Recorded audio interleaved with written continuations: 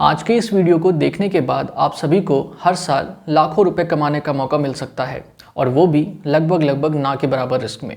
क्योंकि आज की इस वीडियो में मैं आप सभी को कुछ ऐसे गवर्नमेंट बैंक्स के फिक्स डिपॉजिट स्कीम्स के बारे में बताने वाला हूं जिनमें इन्वेस्ट करके आप 8.6% तक का जो इंटरेस्ट है वो कमा सकते हैं। जी हाँ, सही सुना आपने, 8.6% तक का ब्याज, और वो भी सरकारी बैंकों के एफडी में। तो कौन से है वो सरकारी बैंक जिनकी एफडी में इस वक्त इतना ज़्यादा ब्याज मिल रहा है, ये जानने के लिए इस वीडियो को अंत तक ज़रूर देखें। आज की ये वीडियो आप सभी के लिए काफ़ी ज़्यादा फायदेमंद साबित होने वाली है, तो आप बस इस वीडियो में अंत तक बने रहें। नमस्कार दोस्तों, मैं हूं रजनीश झा और आप देख रहे हैं आपका चैनल मनी उपाय, एक कदम अमीरी की ओर। चलिए शुरू करते हैं।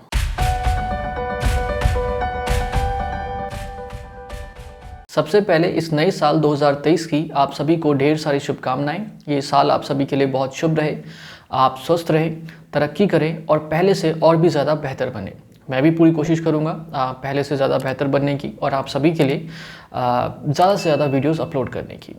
चलिए, तो आज इस चैनल पे इस नए साल 2023 की ये पहली वीडियो अपलोड हो रही है और मैंने सोचा कि इस पहली वीडियो की शुरुआत बैंकों के फिक्स डिपॉजिट स्कीम से करी जाए। क्योंकि इस वक्त जितने भी हमारे देश में बैंक हैं, जैसा कि आप सभी को पता ही होगा कि लगभग सभी बैंकों ने अपने जो फिक्स डिपॉजिट्स के जो इंटरेस्ट रेट्स हैं उनमें अच्छी खासी बढ़ोतरी की है। जहां एक साल पहले सभी बैंकों के जो एफडी के इंटरेस्ट रेट्स थे वो 5-5.5% या ज़्यादा से ज़्यादा 6-7% तक ही सीमित थे, वो अब बढ़ते बढ़ते 8% को भी क्रॉस कर चुके हैं। और वैसे भी हमारे देश में बैंकों की एफडी को काफ़ी ज़्यादा पसंद किया जाता है। प्रॉपर्टी और गोल्ड के बाद अगर लोग अपना पैसा सबसे ज़्यादा कहीं इन्वेस्ट करते हैं तो वो बैंकों की एफडी ही है। तो इसलिए सोचा कि इस साल की पहली वीडियो जो है वो एफडी को लेकर ही बनाई जाए। अब देखिए, हमारे देश में बैंकों की कोई कमी तो है नहीं। सिर्फ अगर मैं बात करूं सरकारी बैंकों की, तो वो भी इस वक्त हमारे देश में लगभग 12 के आसपास हैं। अगर उसमें पोस्ट ऑफिस को भी जोड़ दिया जाए तो एक और एक्स्ट्रा बढ़ जाएगा।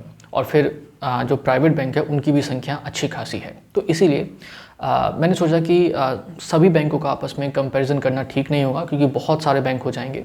तो मैंने इसको 2 पार्ट्स में डिवाइड कर दिया। आज की जो वीडियो है ये पहला वाला पार्ट है। इसमें हम सिर्फ और सिर्फ जो सरकारी बैंक है ना उनके एफडी के बारे में ही बात करेंगे। और जो अगली वीडियो आएगी उसमें हम जो प्राइवेट सेक्टर के बैंक्स हैं तो उनमें कौन सा बैंक सबसे अच्छा रहेगा आपके लिए एफडी को लेकर के, तो उसमें हम उसकी बात करेंगे। आज की इस वीडियो को देखने के बाद जो लोग सरकारी बैंकों में एफडी करवाना चाहते हैं तो उनको हेल्प मिल जाएगी, और जो लोग प्राइवेट बैंकों की एफडी में अपना पैसा इन्वेस्ट करना चाहते हैं तो उनके लिए अगली वीडियो है। तो आज की इस वीडियो में हम बात करेंगे सिर्फ और सिर्फ सरकारी बैंकों के एफडी के बारे में। अब इसके बाद ये वीडियो आप सभी को आसानी से समझ में आ जाए और आप सभी के लिए ये यूज़फुल रहे, उपयोगी रहे, इसके लिए आज की इस वीडियो में हम जो डिस्कशन है ना वो कुछ ऐसे करेंगे कि अलग अलग टाइम पीरियड के हिसाब से, जैसे अगर किसी को सिर्फ 6 महीने के लिए एफडी करवानी है, किसी को सिर्फ 1 ही साल के लिए करवानी है, किसी को 2 साल के लिए, 3 साल के लिए, 5 साल के लिए, तो किसी को 10 साल के लिए भी करवानी है।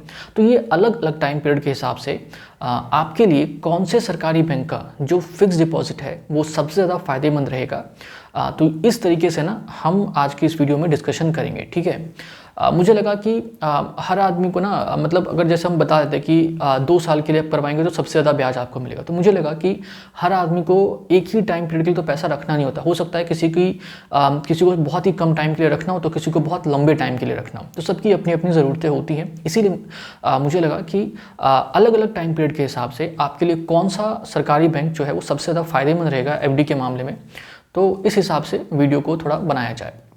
तो हम इसी हिसाब से इस वीडियो में जो है ना वो डिस्कशन करने वाले हैं। इसके साथ ही साथ जो कुछ स्पेशल फिक्स डिपॉजिट स्कीम्स हैं कुछ सरकारी बैंकों की जिनमें आपको बहुत ज़्यादा ब्याज मिलेगा, तो वो भी मैं आपको अभी थोड़ी देर में बताऊंगा। तो इसी हिसाब से हम आज की इस वीडियो में डिस्कशन करने वाले हैं।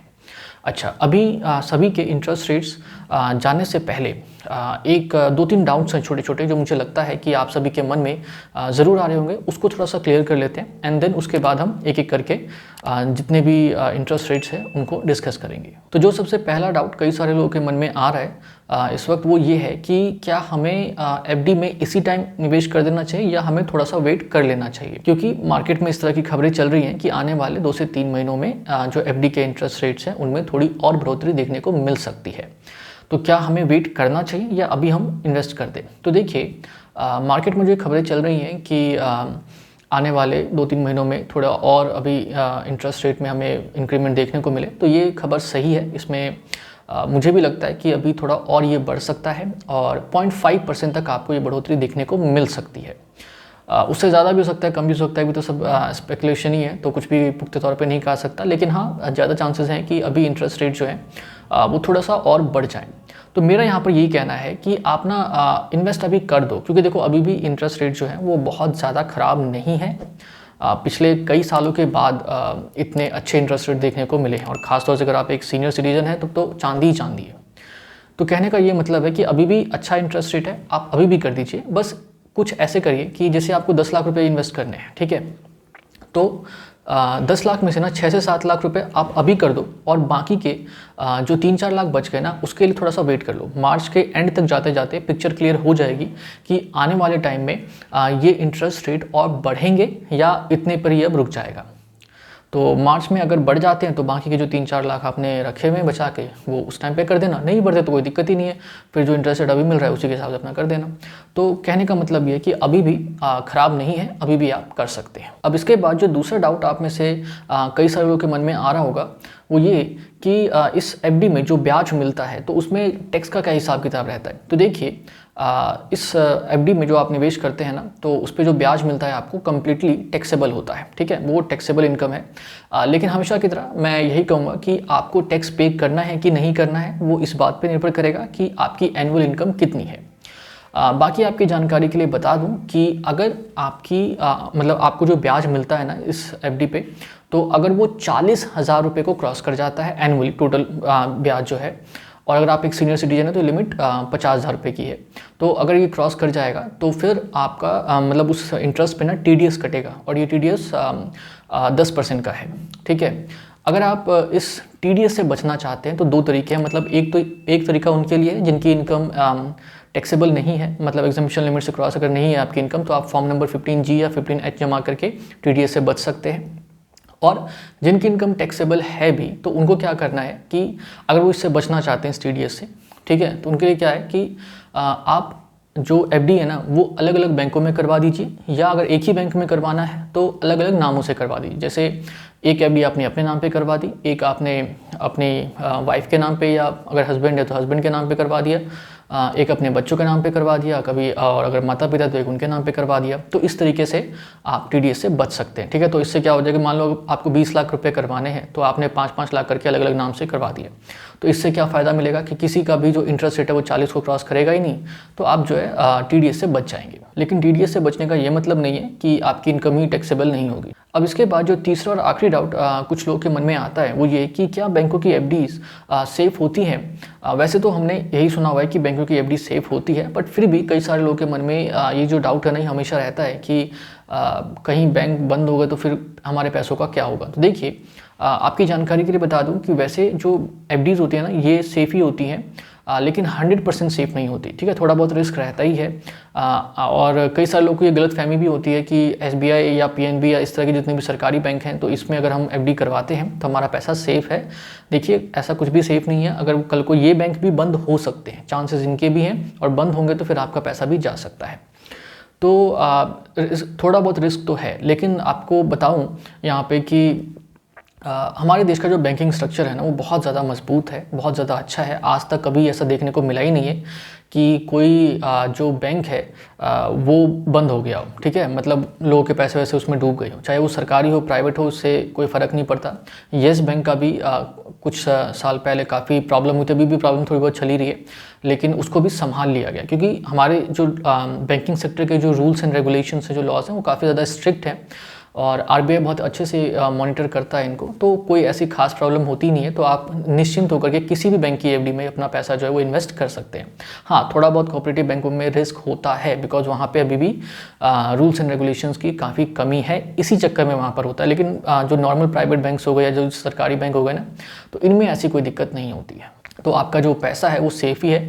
लेकिन फिर भी मान लो आपको बहुत डर लगता है कि नहीं आप पता नहीं कुछ हो जाएगा, तो फिर वही काम आप करिए जो मैंने टीडीएस में बताया था कि अलग अलग बैंकों में और अलग अलग लोगों के नाम पे अपनी एफडी करवा दीजिए, क्योंकि रूल के हिसाब से 5 लाख रुपए तक के डिपॉजिट पे इंश्योरेंस का जो कवर है वो मिलता है। तो आप इस तरीके से मैनेज करिए कि हर किसी के हिस्से में 5-5 लाख रुपए का आ जाए। अब मान लीजिए आपने एक पीएनबी में करवा लिया, तो एक आपने एचडीएफसी बैंक में करवा लिया, तो पीएनबी वाले का 5 लाख का अलग इंश्योरेंस हो गया, उसका आपका एक्सिस वाले का 5 लाख रुपए का अलग, मतलब एचडीएफसी का 5 लाख का इंश्योरेंस अलग हो गया। फिर इसी तरीके से आपने अपनी पत्नी के नाम पे भी अलग अलग बैंकों में करवा दिया, फिर अपने बच्चों के नाम पे, फिर अपने मम्मी पापा के नाम पे।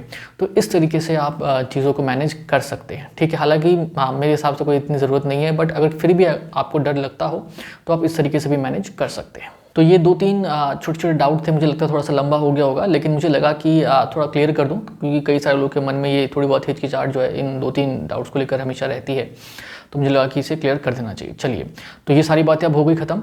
अब ज़रा फटाफट 6 महीने के लिए, 1 साल के लिए, 2 साल, 3 साल, 5 साल, 10 साल, अलग अलग टाइम पीरियड के हिसाब से आपके लिए कौन से सरकारी बैंक के एफडी जो है वो सबसे ज़्यादा फ़ायदेमंद रहेगी, उसको ज़रा एक एक करके जान लेते हैं। तो सबसे पहले हम बात करेंगे उन लोगों के बारे में जो सिर्फ और सिर्फ 6 से 7 महीने के लिए किसी सरकारी बैंक की एफडी में अपना पैसा निवेश करना चाहते हैं। तो देखिए, अगर आप सिर्फ और सिर्फ 6 से 7 महीनों के लिए ही अपना पैसा किसी सरकारी बैंक की एफडी में निवेश करना चाहते हैं, तो ऐसे में जो बैंक आपके लिए सबसे ज़्यादा फ़ायदेमंद रहेगा वो है यूको बैंक। इसमें आपको 6-7 महीने की एफडी पे 6% के लगभग का जो इंटरेस्ट है वो देखने को मिल जाता है, जो कि इस कैटेगरी में सबसे ज़्यादा है। फिर इसके बाद अगर आप सीनियर सिटीजन है, यानी कि आपकी उम्र 60 वर्ष से ऊपर की है, तो आपको इस एफडी में 6.25% का जो ब्याज है वो मिल जाएगा। फिर इस यूको बैंक के बाद आपके सामने जो 3 और बेस्ट ऑप्शन आते हैं वो है पंजाब नेशनल बैंक का एफडी, कैनरा बैंक का एफडी और सेंट्रल बैंक ऑफ इंडिया का एफडी। तो 6 महीने की एफडी के बाद अब हम बात करेंगे 1 साल के एफडी की। तो अगर आप 1 साल के लिए किसी सरकारी बैंक में अपनी एफडी करवाना चाहते हैं, तो ऐसे में आपके लिए जो बैंक सबसे ज़्यादा फायदेमंद रहेगा वो है पंजाब नेशनल बैंक। इसमें आपको 1 साल की एफडी पे 6.8% का ब्याज देखने को मिल जाता है, और अगर आप सीनियर सिटीजन हैं तो आपको 7.3% का ब्याज मिल जाएगा, और अगर आप सुपर सीनियर सिटीजन हैं तो आपको 7.6% का जो ब्याज है वो देखने को मिल जाता है। फिर इसके अलावा अगर आप सेकंड और बेस्ट अल्टरनेटिव ऑप्शन ढूंढ रहे हैं, तो आपके सामने टोटल और 4 बैंक्स आ जाते हैं। इन 4 बैंकों के नाम है SBI, Canara bank, central bank of India और बैंक ऑफ बड़ौदा। फिर इसके बाद अगर हम बात करें 2 साल की एफडी के बारे में, तो अगर आप 2 सालों के लिए किसी सरकारी बैंक में अपनी एफडी करवाना चाहते हैं, तो ऐसे में जो बैंक आपके लिए सबसे ज़्यादा फायदेमंद रहेगा वो है पंजाब नेशनल बैंक। इसमें आपको 6.8% का ब्याज देखने को मिल जाता है, और अगर आप एक सीनियर सिटीजन है तो 7.3% का, और अगर आप एक सुपर सीनियर सिटीजन है तो 7.6% का। फिर इसके अलावा अगर आप कोई सेकेंड बेस्ट ऑप्शन ढूंढ रहे हैं, तो इसमें आपके सामने 2 और बैंक आ जाते हैं। एक है आपका कैनरा बैंक, जिसमें सेम आपको पंजाब नेशनल बैंक के तरह ही 6.8 और 7.3% का ब्याज मिल जाता है, और जो दूसरा है आपका वो है पोस्ट ऑफिस।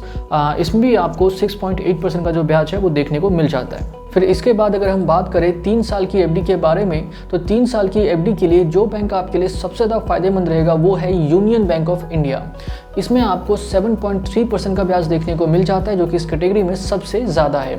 और अगर आप सीनियर सिटीजन हैं तो 7.8% का मिल जाएगा, और अगर आप सुपर सीनियर सिटीजन हैं तो 8.05% का जो ब्याज है वो आपको मिल जाएगा इसमें।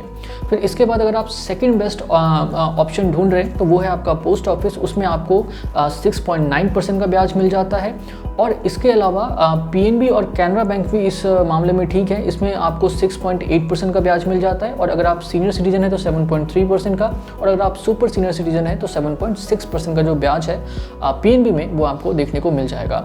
फिर इसके बाद अगर हम बात करें 5 साल की एफडी के बारे में, तो अगर आप 5 सालों के लिए किसी सरकारी बैंक की एफडी में अपना पैसा निवेश करना चाहते हैं, तो ऐसे में जो बैंक आपके लिए सबसे ज़्यादा फायदेमंद रहेगा वो है पोस्ट ऑफिस। पोस्ट ऑफिस में इस वक्त 5 साल की एफडी पे आपको 7% का जो ब्याज है वो देखने को मिल जाता है, जो कि सबसे ज़्यादा है इस कैटेगरी में।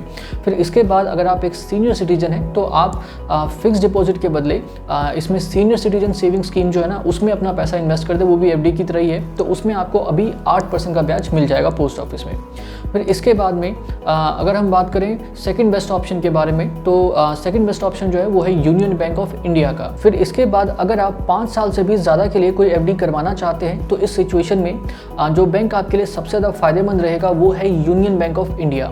इसमें आपको 6.70% का ब्याज मिल जाता है, और अगर आप सीनियर सिटीजन है तो 7.20 का, और अगर आप सुपर सीनियर सिटीजन है तो 7.45% तक का जो ब्याज है वो आपको इसके ज़रिए इस एफडी में मिल जाएगा। फिर इसके बाद अगर आप सेकंड बेस्ट ऑप्शन ढूंढ रहे हैं तो वो है आपका पंजाब नेशनल बैंक का। इसमें आपको 6.55% का ब्याज मिल जाता है। अगर आप एक सीनियर सिटीजन है तो 7.35 का मिल जाता है, और अगर आप सुपर सीनियर सिटीजन है तो 7.33% का ब्याज इसमें आपको मिल जाएगा। फिर इसके अलावा अगर आप चाहें तो कैनरा बैंक और इंडियन ओवरसीज़ बैंक में भी करवा सकते हैं। इसमें आपको 6.5% का जो ब्याज है वो देखने को मिल जाता है, और अगर आप एक सीनियर सिटीजन है तो 7% का ब्याज आपको इसमें मिल जाएगा। अब इसके बाद हम बात करेंगे कुछ ऐसे सरकारी बैंकों के स्पेशल फिक्स डिपॉजिट स्कीम्स के बारे में जिनमें निवेश करके आप काफ़ी एक अच्छा खासा जो ब्याज है ना वो कमा सकते हैं। तो सबसे पहले हम बात करेंगे पीएनबी यानी कि पंजाब नेशनल बैंक के स्पेशल एफडी के बारे में। तो देखिए, अगर आप पीएनबी में 666 दिन के लिए एक एफडी करवाते हैं ना, तो इसमें आपको पीएनबी का जो सबसे हाईएस्ट ब्याज है वो देखने को मिल जाएगा। इसमें आपको 7.3% का ब्याज मिलेगा। अगर आप सीनियर सिटीजन है तो 7.8% का ब्याज आपको मिल जाएगा, और अगर आप सुपर सीनियर सिटीजन है तो आपको 8.10% का जो ब्याज है वो मिल जाएगा। चलिए अब आगे बढ़ते हैं और अब बात करेंगे यूनियन बैंक ऑफ इंडिया के स्पेशल एफडी के बारे में। तो देखिए, यूनियन बैंक ऑफ इंडिया में दो स्कीमें हैं। पहली स्कीम है 700 दिन वाली, और दूसरी स्कीम है 800 दिन वाली। तो अगर आप पहली वाली स्कीम यानी कि 700 दिन के लिए इसमें एफडी करवाते हैं तो आपको 7.25% का ब्याज मिल जाएगा, और अगर आप एक सीनियर सिटीजन है तो 7.75% का मिल जाएगा, और अगर आप एक सुपर सीनियर सिटीजन है तो 8% का ब्याज आपको यहाँ पे देखने को मिल जाएगा। अगर आप 800 दिन वाली एफडी करवाते हैं तो इसमें आपको 7.3% का ब्याज मिल जाएगा। अगर आप एक सीनियर सिटीजन है तो आपको 7.80% का ब्याज मिल जाएगा, और अगर आप एक सुपर सीनियर सिटीजन है तो आपको 8.05% का जो ब्याज है वो यहाँ पर मिल जाएगा। फिर इसके बाद जो एक आखिरी स्पेशल फिक्स डिपॉजिट स्कीम है वो है सेंट्रल बैंक ऑफ इंडिया की। ये स्कीम है टोटल 444 दिन की, 444 डेज़ की। ये भी पीएनबी की तरह नॉन कॉलेबल है, बीच में पैसा नहीं निकाल पाएंगे, और इसमें भी आपको 15 लाख रुपए से ज़्यादा की ही एफडी जो है वो करवानी पड़ेगी। तो इसमें अगर आप पैसा इन्वेस्ट करते हैं तो आपको 7.6% का ब्याज मिल जाएगा। अगर आप एक सीनियर सिटीजन है तो आपको 8.01% का ब्याज मिल जाएगा, और अगर आप एक सुपर सीनियर सिटीजन है तो 8.6% का जो ब्याज है वो आपको मिल जाएगा। तो जो मैं कह रहा था ना स्टार्टिंग में 8.6% का, वो इसी बैंक की बात कर रहा था मैं। तो ये थी जानकारी कुछ ऐसे सरकारी बैंकों के फिक्स डिपॉजिट स्कीम्स के बारे में जिनमें आप निवेश करके सबसे ज़्यादा ब्याज कमा सकते हैं। तो बस अब इस वीडियो में इतना ही। मैं उम्मीद करता हूँ कि आप सभी को ये वीडियो काफ़ी पसंद आई होगी, और इस वीडियो को देखने के बाद आप इस बात को भी काफ़ी अच्छे से समझ गए होंगे कि कौन से सरकारी बैंक का एफडी आपके लिए सबसे ज़्यादा फ़ायदेमंद है। अब जो अगली वीडियो चैनल पे अपलोड होगी उसमें हम बात करेंगे प्राइवेट सेक्टर के बैंकों के एफडी के बारे में। तो अगर आपको ये वीडियो पसंद आई है तो इसे लाइक और शेयर ज़रूर करें। चैनल को सब्सक्राइब नहीं किया है तो उसे भी करके रख लें। कुछ कहना चाहते हैं, कुछ पूछना चाहते हैं तो नीचे कमेंट सेक्शन में ज़रूर बताएं। तो आप सभी ने इस वीडियो को यहाँ तक देखा, इसके लिए आप सभी का बहुत बहुत धन्यवाद। नमस्ते।